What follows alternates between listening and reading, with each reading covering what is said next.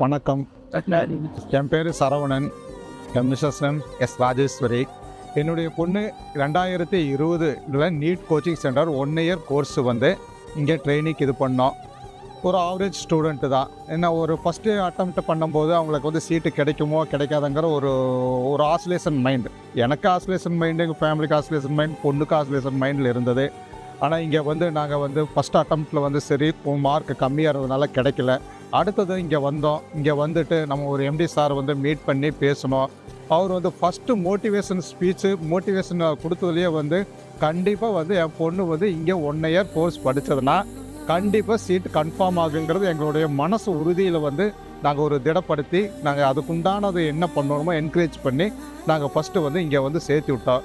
1 year course படித்தது இன்றைக்கி வந்து நல்ல முறையில் கவர்மெண்ட் சீட்டு வாங்கி நல்ல முறையில் 4th இயர் வந்து இப்போ ஃபைனல் இயரில் வந்து இப்போ படிச்சுட்ருக்கிறாப்புல.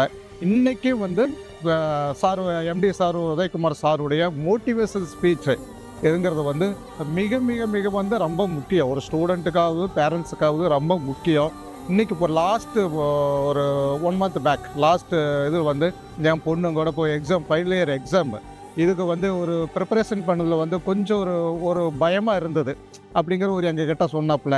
ஆனால் இவர் அந்த வீடியோ அவருடைய மோட்டிவேஷன் ஸ்பீச்சு இது எல்லாம் வந்து மறுபடியும் ரீகால், அதாவது 2020 போட்ட அந்த மோட்டிவேஷன் ஸ்பீச்சு மறுபடியும் ரீகால் போட்டு பார்த்து அதே மனசு திடப்படுத்திட்டு இன்றைக்கி வந்து நல்ல முறையில் அந்த ஃபைனல் இயர் எக்ஸாமுக்கும் வந்து நல்ல ப்ரிப்பரேஷன் பண்ணிவிட்டு நல்லா இது பண்ணிகிட்டு இருக்கிறாப்புல.